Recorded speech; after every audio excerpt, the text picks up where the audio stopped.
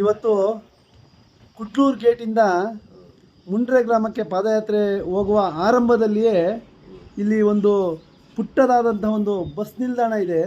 ಆ ಬಸ್ ನಿಲ್ದಾಣದ ಒಳಗಡೆ ಹೆಸರೇನಪ್ಪ, ರಂಗನಾಥ್ ಅಂತಂಥವರು ಇಲ್ಲಿ ಜಗ್ ಡ್ಯಾಮ್ ಕೆಲಸ ಮಾಡಲಿಕ್ಕೆ ಪಾಪ ಬಸ್ ಸ್ಟ್ಯಾಂಡ್ನಲ್ಲೇ ಅಡುಗೆ ಮಾಡ್ಕೊಳ್ತಾರೆ, ಬಸ್ ಸ್ಟ್ಯಾಂಡ್ನಲ್ಲೇ ಮಲಗ್ತಾರೆ. ನೋಡಿ, ಸೌದೆ ಇದೆ, ಇಲ್ಲಿ ಒಲೆ ಇದೆ.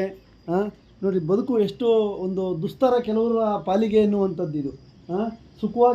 ಸುಖವಾಗಿರುವಂತಹ ಭಾರತವೂ ಇದೆ, ಕಷ್ಟದಲ್ಲಿ ಬದುಕ್ತಾ ಇರ್ತಕ್ಕಂತಹ, ಬೆವರು ಸುರಿಸ್ತಾ ಇರ್ತಕ್ಕಂತಹ ಒಂದು ಭಾರತವೂ ಸಹ ಇದೆ ಅಂತ. ಅದರ ಅರ್ಥ ಶ್ರೀಮಂತ ಭಾರತದೊಳಗೆ ಬಡ ಭಾರತವೂ ಇದೆ ಅಂತೇಳಿ.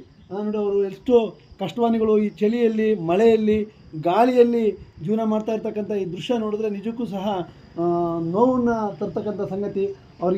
ಅವ್ರಿಗೂ ಸಹ ಒಂದು ಆಶ್ರಯ ಸಿಗಲಿ, ಮನೆ ಸಿಗಲಿ, ಉದ್ಯೋಗ ಸಿಗಲಿ, ಒಂದು ಆರೋಗ್ಯ ಸಿಗಲಿ ಎನ್ನುವಂಥ ಒಂದು ವಿನಂತಿಯೊಂದಿಗೆ ಇವತ್ತಿನ ಪಾದಯಾತ್ರೆಯನ್ನು ಆರಂಭಿಸ್ತಾ ಇದ್ದೀವಿ.